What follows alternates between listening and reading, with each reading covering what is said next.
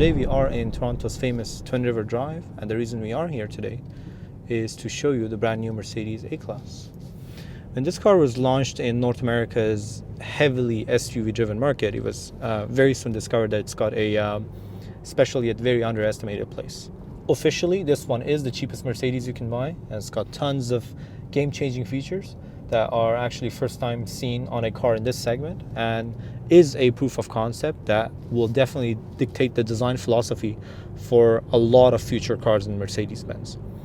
So without further ado, let's see what this car is capable of.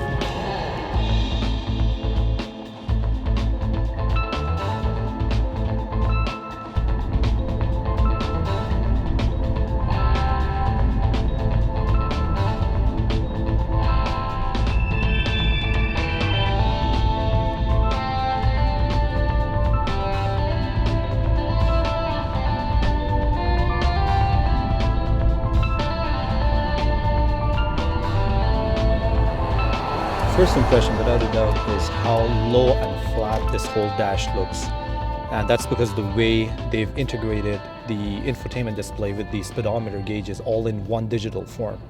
The whole screen in front of you is literally digital, and you can customize different looks and themes for your speedometer, the RPM gauge, fuel consumption display, and navigation. You can put navigation from your infotainment screen into your main instrument cluster. It's just customizable to a whole another level. As well, you can also set different themes for it, from looks that say here I've got understated, progressive, sport, and what have you. What sets this car apart is the amount of new tech that's been really designed and installed in this car for a totally new driving experience. It is very much designed with the driver in mind, and the passengers are kind of considered a second priority. Takes about a couple of minutes of driving to realize this vehicle brings all the interactive displays, touch screens, and all the control systems into one person's service, and that is the driver. The screen is divided into two parts. The left side obviously is your main instrument cluster with the speedometers and the RPM gauges and what have you, and the right side is your infotainment system navigation display, which can also be changed into your Android Auto and the Apple CarPlay. You can control the left screen, which is your instrument cluster, using the left side of your steering wheel and all the touch sensitive knobs on that, and you can control the right side of the screen, which is your infotainment system, using the right side of your steering wheel or the touchpad on the center console.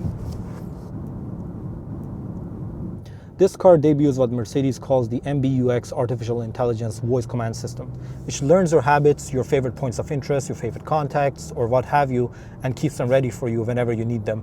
And the good thing is, it's all voice-activated system. All you have to say is, "Hey Mercedes, how can I help you? Open the sunshade." Okay, I'm opening the roller sun blinds. "Hey Mercedes, how can I help you? what's the weather like today?" The weather is 13 degrees and clear in the current location. "Hey Mercedes, how can I help you? tell me a joke." Sorry, I'm busy looking at the road. Oh, The next most talked about feature in this car is the augmented reality navigation system. And basically what that is that this vehicle has a front-facing camera. When you are navigating towards a certain destination and you see all the arrows on your map, and you're nearing a certain turn that you need to take, this car utilizes a 3D integrated motion graphics onto the front-facing video camera that will show you which turn to take. This really becomes helpful when you are in a different city and are confused as to which direction you need to take, and this becomes a joy to use for you when you need it.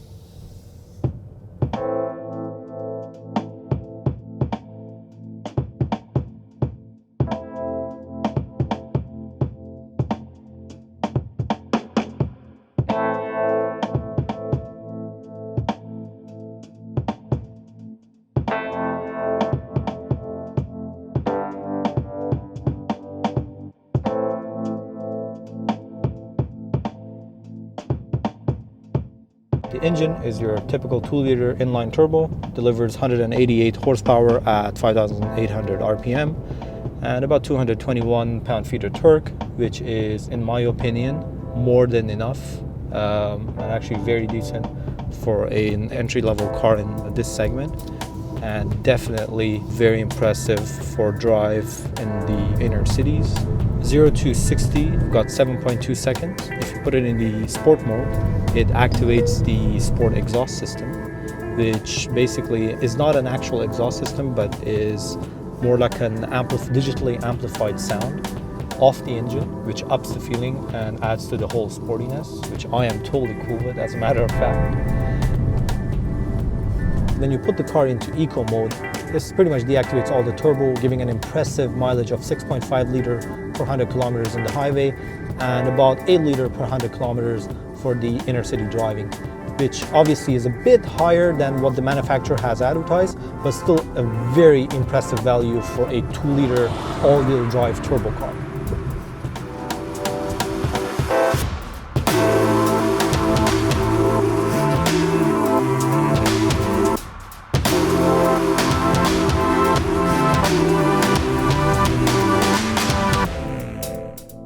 Now, this generally is an amazing vehicle. However, in the spirit of good consumer journalism, here are my top not so pleasant points about this car. First off, these turbine air conditioning vents, they look beautiful, but the buttons used for controlling them sound a bit plasticky. Still not a big showstopper at all. Second, the cruise control, well, it's adaptive with a very high velocity resolution down to 20 kilometers an hour, but it tends to miss when you activate it just turning behind a vehicle. So you have to sometimes cycle through it again, but it's just automation, and you as a good driver should always rely on your skills first and then use automation as a supplement and an added safety layer. The pre-safe braking system, which acts like a collision avoidance braking, tends to overcorrect sometimes, and then you end up hearing a lot of proximity sensor beeps that some people might find a bit annoying. Although there is a wealth of onboard digital amusements on this vehicle, which will definitely delight a lot of computer-savvy crowd out there, it can sometimes feel a bit too much for somebody who just wants to enjoy a weekend cruising down the city. But again, time changes a lot of habits and perceptions, and every user acts and adjusts differently.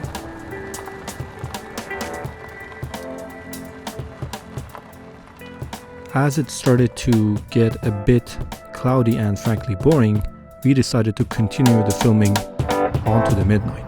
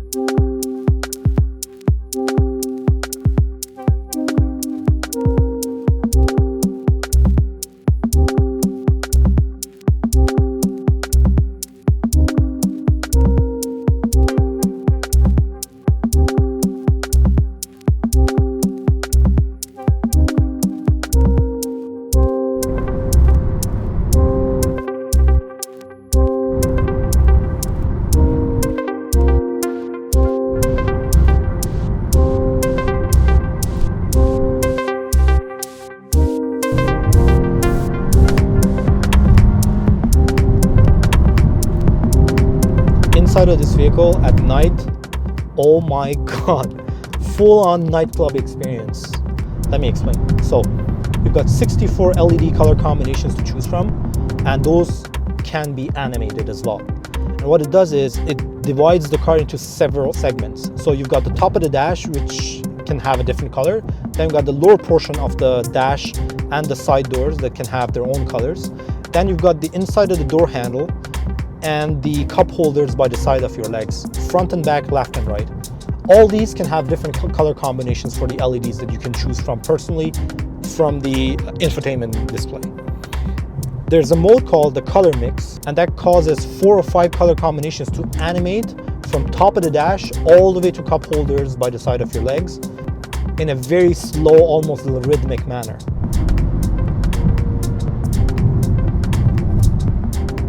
These 2 LCD screens are just so huge at night, and they're just like fully customizable with themes, different color combinations, different like mode selections. It's just amazing to watch at night. It's just something that you want to really experience.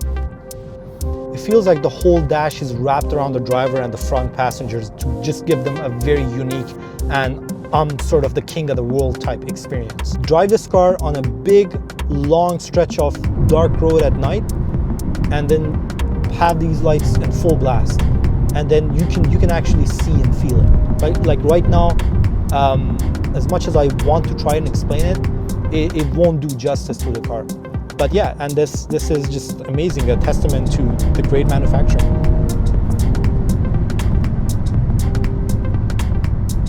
At the end, who do I think this car is aimed at? Well, in my opinion, this is a working professional's car. Somebody who's just got into the market, is making decent money, and wants to buy a brand new compact German sedan. By looking at this, with the amount of tech that's been deployed specifically into this car as a sort of testing ground for the more expensive models of the Mercedes lineup, I can for sure say that this, for the value of money that you're giving, is actually a bang for the buck, and it actually offers you 10 times than what you'd actually expect when you get into this car. And I don't say that lightly, because this car has been a test bed for Mercedes to test its technologies and see if they're ready to deploy it into their like more expensive lineup. And what Mercedes did with this car is to come up with a brand new user experience that is geared towards, I guess, younger people. But at the same time, they tried to experiment it, putting it into their entry-level vehicle to see if it's actually going to stick or not. And it actually did. And this car is a perfect example of that. And what they're going to do now, in my opinion, is just literally put this onto their higher and more like, expensive cars like the E-Class, C-Class, your even S-Class. And you can see that coming, because all their 2020 models are coming up with all these technologies, all these ambient lightings, and all these augmented reality navigation system features standard. And that goes to show a thoughtful car manufacturer, because the way you can experiment with deploying a new technology is to see if it's actually going to stick or not, if people are actually going to like it or not. And that's what they did. We have a feature called the Active Park Assist, which in a nutshell does the auto parking of the car in, let's say, a parking garage. Right now we are in a private parking garage and we're just looking for parking spots. So just hitting this button, the P button here, the car actively looks for the parking spots in the area, and then once it finds it, it points them out for you in your infotainment display. You can select those by using your touchpad, the type of parking you want to do, which can be a forward or reverse. In my case, it's already triggered a spot for me, and I'm gonna reverse park into that spot. So once you select that, you put the car into reverse and you let go of the steering wheel. And watch the magic.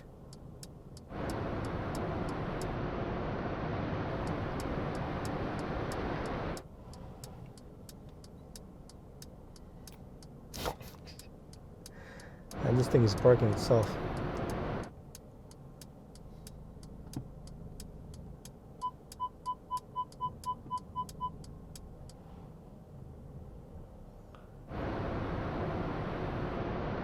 And I found if you try to ride the brakes as the car is attempting to auto park itself, it helps with a smoother operation than the sort of robotic automation that's been integrated into a car. But overall, this thing does a fantastic job. Parked.